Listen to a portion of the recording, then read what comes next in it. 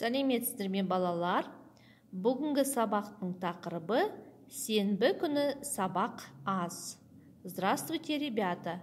Тема урока в субботу уроков мало. Жаңа сөздер. Сөздік дәптерге жазып аламыз. Новые слова запишем в словарную тетрадку. Ертең, завтра. Ертең, завтра. Тыңда, қайтала, оқы. Слушай, повторяй, читай. Бүгін сенбі. Сегодня суббота. Ертең жексенбі. Завтра воскресенье. Әлібек саябаққа барады. Әлібек идет в парк. Әнел әкесі және анасымен хайуанат бағына барады. Анель с мамой и с папой идет в зоопарк. Анна тауға шығады. Анна пойдет в горы. Саша достарымен ойнайды. Саша будет играться с друзьями. Тыңда, қайтала, оқы. Слушай, повторяй, читай. Анна, бүгін қай күн? Анна, сегодня какой день? Бүгін дүйсенбі. Сегодня понедельник. Ертең сейсенбі. Завтра вторник. Бүгін сабақ көп. Сегодня уроков много. Бүгін 6 сабақ. Сегодня 6 уроков. Саша, ертең неше сабақ? Саша, а завтра сколько уроков? Ертең 5 сабақ. Завтра 5 уроков. Ертең сабақ аз. Завтра уроков мало. Анель, ертең неше сабақ? Анель, завтра сколько уроков? Ертең 4 сабақ. Завтра 4 урока. Ертең сабақ аз. Завтра уроков мало. Айтылым, устная работа. Бірінші тапсырма. Әр қатардағы артық сөзді тауып, неге артық екенін түсіндір. Бірінші тапсырма, то есть первое задание. В каждом ряду найдите лишнее слово и объясните, почему оно лишнее. Давайте разберем первый ряд.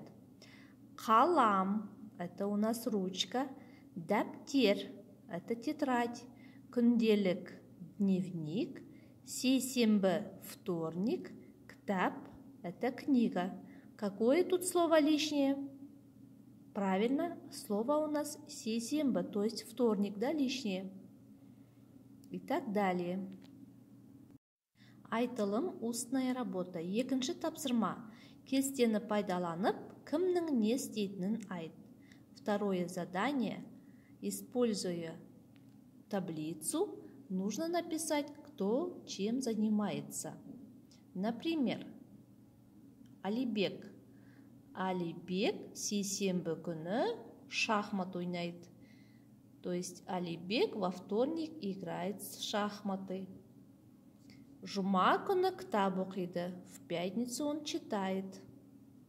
Анна сәрсенбі күні қуыршақпен ойнайды. Анна играется в куклы. То есть когда в среду, да? Анна қайда барады жексенбі күні? Анна саябаққа барады. Саша сейсенбі күні бассейнге барады. Саша во вторник идет в бассейн. Саша бейсенбі күні доп ойнайды. Саша будет играться в четверг в мяч. Анель дүйсенбі күні әткеншек тебеді. Анель будет кататься на качелях. То есть когда? В понедельник. Анель сенбі күні велосипед тебеді. Анель в субботу будет кататься на велосипеде. Жазылым, письменная работа. Үшінші тапсырма. Қажетті сөзді орнына қойып, сөйлемдерді толықтырып жаз. Вам нужно будет поставить нужные слова и дополнить предложение. Первое предложение. Бірінші сөйлем. Әлібек сейсенбіде шахмат ойнайды. Саша сейсенбі күні бассейнге барады. То есть Саша во вторник идет в бассейн. Анна Сәрсенбі күні қуыршақ ойнайды. Анна в среду играется с куклами.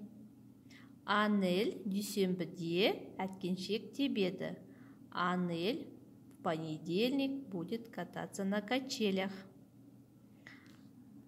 Айтылым. 4-ші тапсырма. Устная работа. 4-е задание. Бір-біріңнен аптаның әр күнінде неше сабақ екенін сұраңдар. То есть вы должны друг у друга спросить, сколько у вас уроков. Күнделіктегі сабақ кестесіне қарап, жауап беріңдер.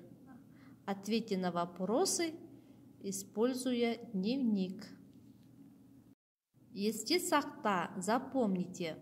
Сейсенбіде бассейнге барамын. Во вторник иду в бассейн. Осымен сабағымыз аяқталды. Сау болыңдар.